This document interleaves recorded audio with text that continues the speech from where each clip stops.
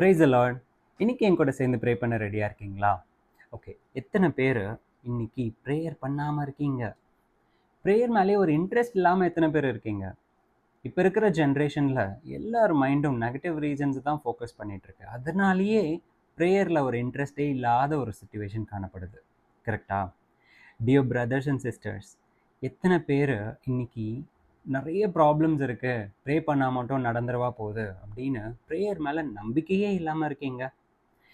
1000 problems இருக்கலாம். Everyday நம்ம டிஃபிகல்ட்டான சுச்சுவேஷன்ஸ்குள்ளாக கடந்து போயிட்டுருக்கலாம். ஆனால் என்றைக்காவது நாம் இனிமேல் நான் சாப்பிட மாட்டேன், இனிமேல் நான் தூங்கவே மாட்டேன் அப்படின்னு டெசிஷன் எடுத்திருக்கீங்களா?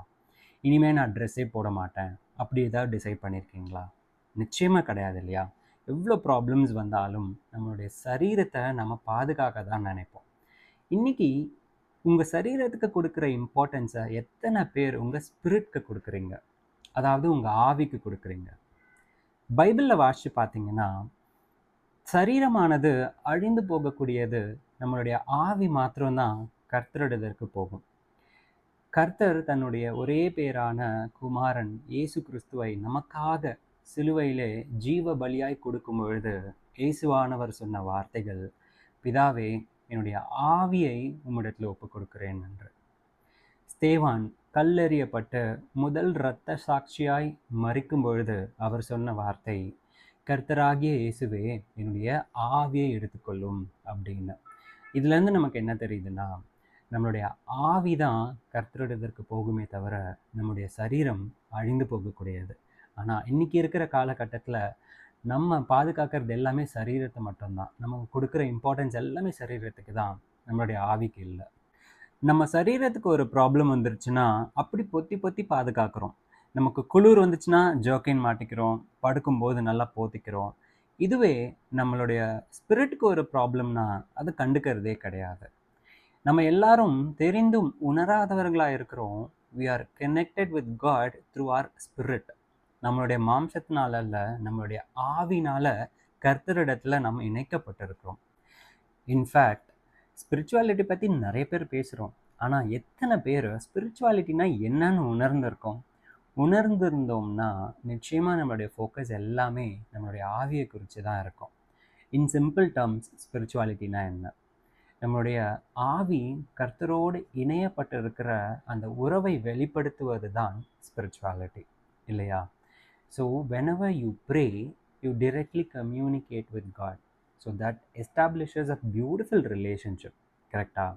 இன்னைக்கு அந்த ரிலேஷன்ஷிப்பை பிரேக் பண்ணுறதுக்காக தான் சாத்தான் கண்டினியூஸாக நம்மளுடைய வாழ்க்கையில் நிறைய பிரச்சனைகளை கொண்டு வந்துட்டுருக்கான்.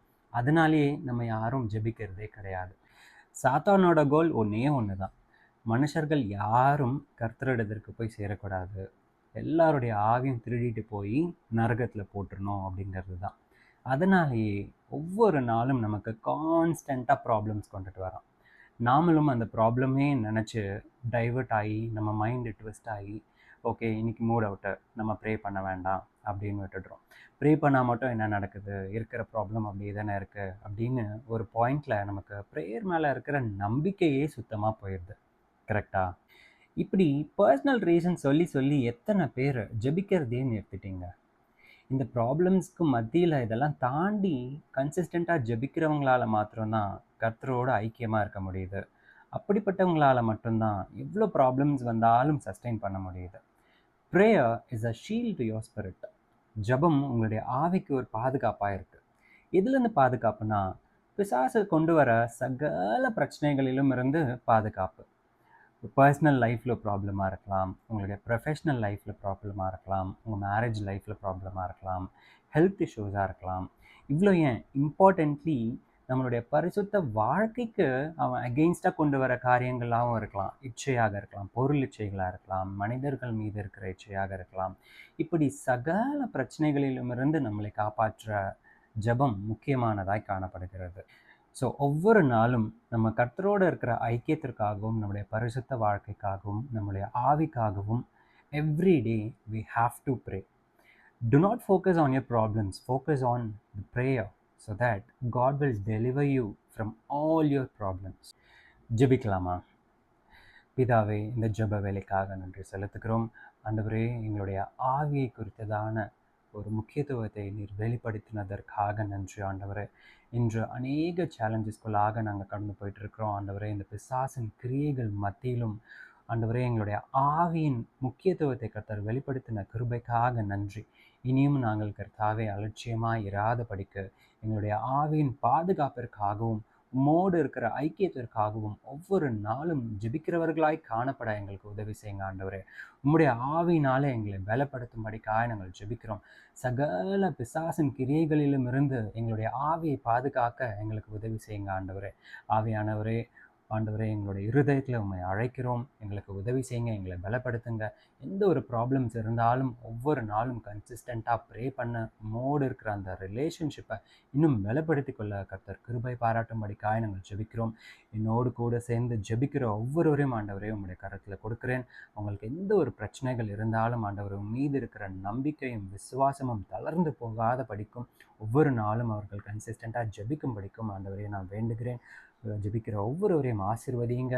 அவர்களுடைய இக்கட்டிலிருந்து கர்த்தர் எல்லாவற்றிலும் இருந்தும் நீக்கலாக்கி விடும்படிக்காய் நான் ஜெபிக்கிறேன். நீர் பிரேசுவின் மூலம் ஜெபம் கேளும் எங்கள் ஜீவனுள்ள நல்ல பிதாவே.